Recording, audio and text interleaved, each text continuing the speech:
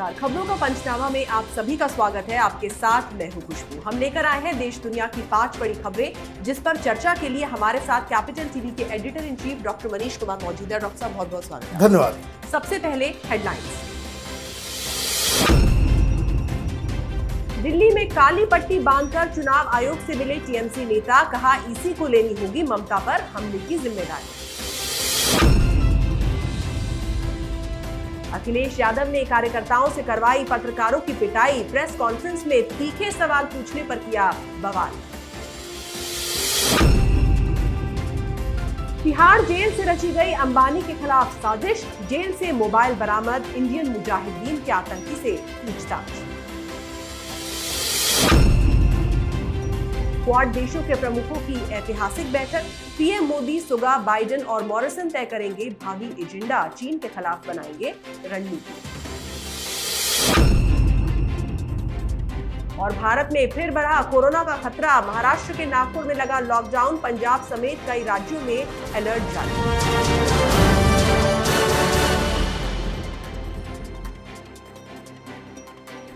रुक करते हैं पहली खबर का। पश्चिम बंगाल की मुख्यमंत्री ममता बनर्जी की चोट ने राजनीतिक सरगर्मी बढ़ा दी है। इस वाकये को खुद हादसा बताने वाली ममता दीदी की पार्टी के नेता अभी भी इसके पीछे बीजेपी का हाथ बता रहे हैं, जिसके बाद टीएमसी नेताओं ने काली पट्टी बांधकर इस घटना के विरोध में चुनाव आयोग से दिल्ली में मुलाकात की। मुलाकात के बाद टीएमसी नेताओं ने आयोग के अधिकारियों पर गंभीर आरोप लगाए। टीएमसी ने यह भी दावा किया कि नंदीग्राम में ममता बनर्जी की हत्या करने की कोशिश की गई थी, जिसकी जिम्मेदारी चुनाव आयोग को लेनी पड़ेगी। अब आयोग ने टीएमसी के सवालों का जवाब देते हुए कहा है कि ये एक दुर्भाग्यपूर्ण घटना थी, लेकिन ये कहना गलत होगा कि आयोग ने राज्य के कानून व्यवस्था मशीनरी पर कब्जा कर लिया। डॉक्टर साहब, ये जो जंग है ईसी और टीएमसी की, इसमें जीत किसकी होगी? देखिए, टीएमसी कई तरह के बयान दे रही है जी। एक तो ममता बनर्जी है जो बता रही कि हादसा हो गया हमारे साथ, वो बयान पे बयान बदल ले रही है। और दूसरी तरफ जो उनके पार्टी का जो ऑफिशियल लाइन है, वो इलेक्शन कमीशन के ऊपर दबाव देने की कोशिश कर रहा है। इलेक्शन कमीशन के पास शिकायत लेने के भी जाते हैं और इलेक्शन कमीशन को ही कहते हैं कि ये जिम्मेदारी आपकी है। इलेक्शन कमीशन की तरफ से आज उन्हें बहुत ज़बरदस्त फटकार लगी है। उन्होंने कहा कि आप इस तरह के आरोप हमारे साथ नहीं लगा सकते, और जितनी भी जो दलीलें टीएमसी की तरफ से दी जा रही हैं, जैसे कि कई सारे अधिकारियों को बदल दिया गया, तो कोई भी जगह इलेक्शन होता है, चाहे वहाँ बीजेपी की सरकार क्यों नहीं हो, वहाँ पे अधिकारियों को बदला जाता है, इसमें कोई नई बात नहीं है। असम में चुनाव हो रहे हैं, बीजेपी की सरकार है, वहाँ पे भी अधिकारियों को बदला गया है। तो ये तृणमूल कांग्रेस दरअसल एन केन प्रकारेण इलेक्शन कमीशन को विलन साबित करना चाह रहा है कि एक वो इस तरह का ग्राउंड बताना चाह रहे हैं कि अगर वो हार जाते हैं तो उनके पास ये कहने के लिए दलील रहेगा कि हम तो जीत ही रहे थे, वो इलेक्शन कमीशन मोदी के इशारे पे ये सब काम कर रही थी और इसलिए हम लोग हार गए। यही मुझे लग रहा है, और ये किसी भी पॉलिटिकल पार्टी के लिए बड़ा ही खतरनाक है, क्योंकि अगर आप इलेक्शन कमीशन के ऊपर ही सवाल खड़े कर देंगे तो इसका मतलब बिल्कुल साफ है कि आपको इस सिस्टम पे कोई भरोसा ही नहीं है, आपको चुनाव लड़ना ही नहीं चाहिए, आप बायकॉट कर दें चुनाव का। जी, अब बात करते हैं आज की दूसरी बड़ी खबर की। पत्रकारों का अखिलेश यादव से तीखे सवाल पूछना समाजवादी पार्टी के कार्यकर्ताओं को इतना चुभ गया कि वो गुंडागर्दी पर उतर आए और अखिलेश यादव की मौजूदगी में ही पत्रकारों के साथ मारपीट करने लगे। इस दौरान एक पत्रकार जमीन पर भी गिर गया। हैरानी की बात यहाँ पर यह है कि कार्यकर्ताओं की गुंडई के दौरान अखिलेश यादव भी वहां मौजूद थे, लेकिन उन्होंने अपने कार्यकर्ताओं को रोकने की जरा भी कोशिश नहीं की। वहीं इस घटना पर बीजेपी ने समाजवादी पार्टी और अखिलेश यादव को जमकर घेरा। बीजेपी नेता शलभ मणि ने कहा कि सपा ने फिर से अपना चरित्र दिखाया। डॉक्टर साहब, अखिलेश की इस चुप्पी की वजह क्या थी? देखिए, अखिलेश यादव उस जगह पे मौजूद थे और जो चश्मदीद वहां पे ये बता रहे हैं कि अखिलेश यादव के आदेश पे ही ये सारा कुछ हुआ है। समाजवादी पार्टी के कार्यकर्ता उनके साथ जो सुरक्षा कर्मी हैं वो मारपीट करते हुए नजर आ रहे हैं और पत्रकारों के साथ ये सारा कुछ हो रहा है। तो ये एक बहुत ही शर्मनाक घटना है, और मुझे तो ताज्जुब है इस बात को कि जो दिल्ली के अंदर में बैठ करके प्रधानमंत्री मोदी और बीजेपी के ऊपर जो आरोप लगाते हैं कि भाई ये लोग जो है प्रेस फ्रीडम हिंदुस्तान के अंदर ख़त्म हो गया है, ये जो छाती पीटने वाला जो पूरा गैंग है, ये कहाँ है न्यूयॉर्क टाइम्स और वॉशिंगटन पोस्ट, और कहाँ है वो वीडेम वाले जो स्वीडन की जो एजेंसी है जो कहते भाई प्रेस फ्रीडम खत्म हो रहा है, तो ये प्रेस फ्रीडम को खत्म नहीं है, इसको तो बाकायदा उसके ऊपर बुलडोजर चलाया जा रहा है। लीडर सामने में खड़ा है और उसके आदेश पे पत्रकारों की पिटाई हो रही है, लेकिन ये सब के सब चुप है, ये सब के सब चुप है। वो इसलिए चुप है क्योंकि ये सारे लोग ये एजेंडा पे काम करते हैं। उनको मालूम है कि अखिलेश यादव के द्वारा अगर पत्रकारों की पिटाई की जाती है, अगर महाराष्ट्र के अंदर अर्नब गोस्वामी को गिरफ्तार किया जाता है, तो वो प्रेस फ्रीडम का हनन नहीं है। और इनके कोई फेक न्यूज़ के ऊपर कोई कार्रवाई हो जाए तो ये कहते हैं कि भाई पत्रकारों का जो है मुंह चुप कराया जा रहा है। जी, अब बात करते हैं तीसरी बड़ी खबर की। मुकेश अंबानी के खिलाफ साजिश केस का अब इंडियन मुजाहिदीन आतंकी संगठन से कनेक्शन सामने आया है। इंडियन मुजाहिदीन के आतंकी ने अंबानी के खिलाफ तिहाड़ जेल से साजिश रची। स्पेशल सेल ने तिहाड़ में छापेमारी कर इंडियन मुजाहिदीन आतंकी तहसीन अख्तर के बैरक से मोबाइल फोन बरामद किया है। ये वो मोबाइल है जिससे टेलीग्राम चैनल बनाकर जैश उल हिंद नाम के संगठन ने मुकेश अंबानी के एंटीलिया के पास विस्फोटक रखने की जिम्मेदारी ली थी। अब खुलासा हुआ है कि टोर ब्राउजर के जरिए डार्क नेट पर वर्चुअल नंबर क्रिएट किया गया, फिर उसी से एंटीलिया के पास विस्फोटक और बाद में धमकी भरा पोस्ट तैयार किया गया। स्पेशल सेल अब इस मामले में तहसीन से सख्ती से पूछताछ करेगी। डॉक्टर साहब, जिस तरीके से खुलासे हो रहे हैं, इस घटना को अंजाम देने वालों का जो नेटवर्क है वो काफी बड़ा दिखाई देता है। देखिए, ये बहुत ही शर्मनाक बात है और इस इंडियन मुजाहिदीन के आतंकी के खिलाफ कोई कार्रवाई हो या कुछ हो, उससे पहले जेल की व्यवस्था को दुरुस्त करने की ज़रूरत है। ये लड़का, ये इंडियन मुजाहिदीन का आतंकी, ये वार्ड नंबर 8 में पाया गया, जहाँ पे तमाम LAT और जितने भी आतंकी हैं वो उस वार्ड में रहते हैं। वहाँ धड़ल्ले से सेलफोन इस्तेमाल हो रहा है, तो आप समझिए ये कितनी बड़ी सेंधमारी इन लोगों ने कर दी है। इसमें तो तिहाड़ जेल के सारे अधिकारियों के ऊपर कार्रवाई होनी चाहिए, नंबर 1। नंबर 2, ये जो इंडियन मुजाहिदीन का जो कनेक्शन निकल के आ रहा है, इसमें जो जैश उल हिंद का नाम आ रहा है, जिसके हाथ इजरायली एम्बेसी के बाहर जो विस्फोट हुए थे उसमें लिया जा रहा है। अब ये शख्स जो इंडियन मुजाहिदीन का है, वही जैश उल हिंद का भी वो आतंकी है। अब ये जो इंडियन मुजाहिदीन है वो क्या है? वो सिमी का एक आतंकी विंग था।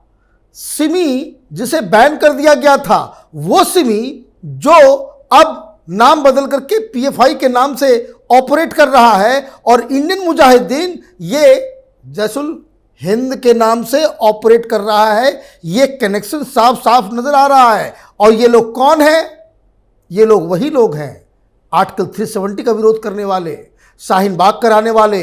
ये पूरा का पूरा वो गैंग ही वही है। अब इसमें जो सबसे बड़ी बात जो सामने आ रही है कि इसका ये जो सचिन वाजे का नाम आ रहा है कि उस गाड़ी का वो इस्तेमाल कर रहा था जिसमें ये जैश उल हिंद आतंकी जिलेटिन के छड़े रख रहा था।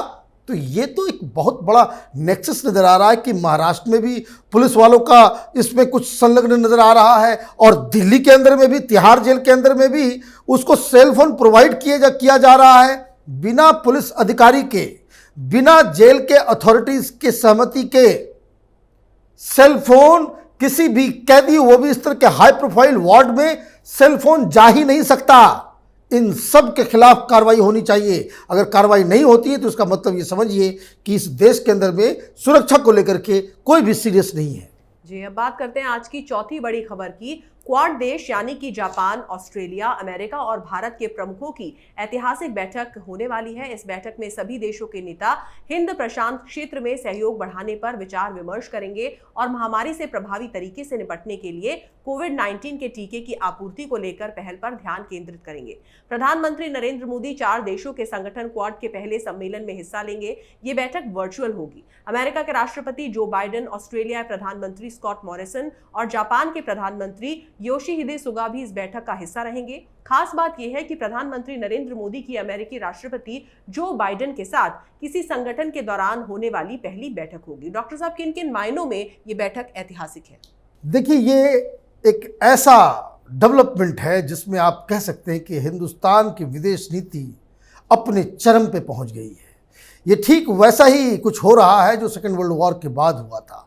ये पोस्ट कोरोना वर्ल्ड ऑर्डर का ये सबसे अहम चैप्टर है जो आप कह सकते हैं कि चीन के खिलाफ खोला जा रहा है। और मैं आपको बता दूं, ये हालांकि क्वाड की बात बहुत पहले से चली आ रही है, लेकिन पहली बार इसमें सिक्योरिटी का एलिमेंट हुआ है। मालाबार में आपने देखा किस तरह से नेवल एक्सरसाइज किए गए। सारे कंट्रीज, इसमें 4 कंट्रीज हैं, जापान, ऑस्ट्रेलिया, अमेरिका और इंडिया, और ये सब के सब चीन के खिलाफ एक मिलजुल के एक मोर्चा खोलने जा रहे हैं। इसकी शुरुआत आज की मीटिंग से हो रही है।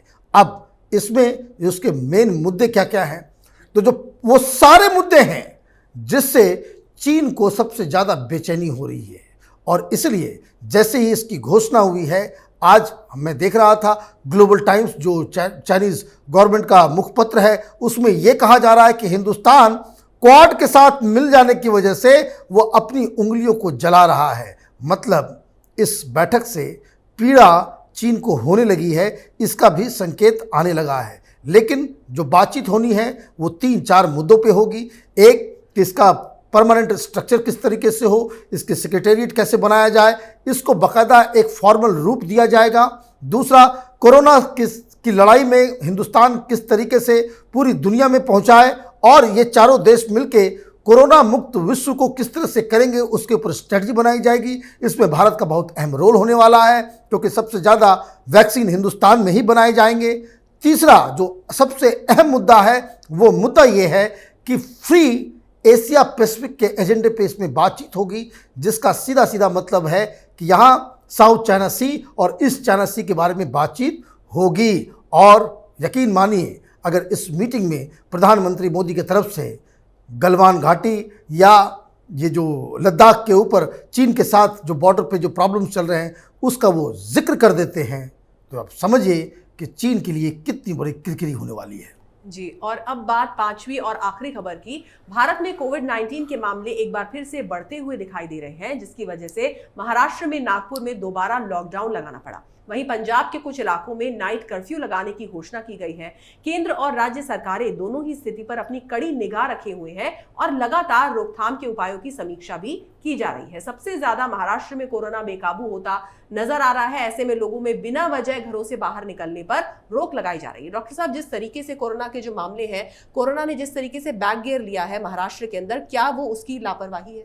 देखिए, महाराष्ट्र के अंदर कोरोना इसलिए फैल रहा है क्योंकि वहां पे बहुत ही, इसको कह सकते हैं कि काहिल किस्म की सरकार है जी, जिनकी इनएक्सपीरियंस की वजह से पहले भी ये बवाल मचा और अभी मचा। और मैं दूसरी बात, जो इंपॉर्टेंट बात जो समझने के लिए उसको समझना जरूरी है कि इन लोगों ने, वहां की सरकारों ने, जहां जहां ये जो मामले जो बढ़ रहे हैं, वहां की सरकारों ने अपनी राजनीति की वजह से अपनी जनता को मरने के लिए छोड़ दिया।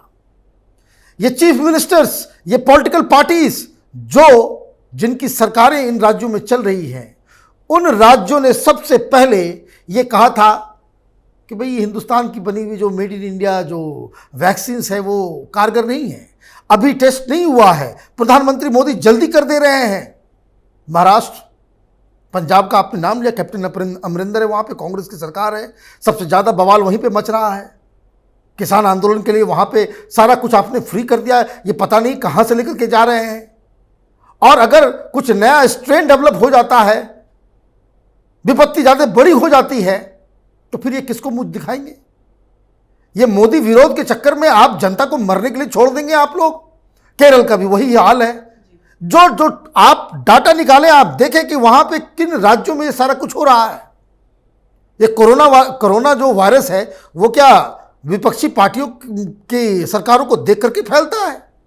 ये काहिली की वजह से फैल रहा है और बद इंतजामी की वजह से ये फैल रहा है। और इन सरकारों को अभी सचेत हो जाना चाहिए। जितना जल्दी इस देश के अंदर में ये जो वैक्सीनेशन के जो प्रोसेस है इसको कंप्लीट किया जाना चाहिए। जो हॉस्पिटल्स हैं, जो फ्रंट लाइन वर्कर्स हैं, उनको इमीडिएटली देना चाहिए।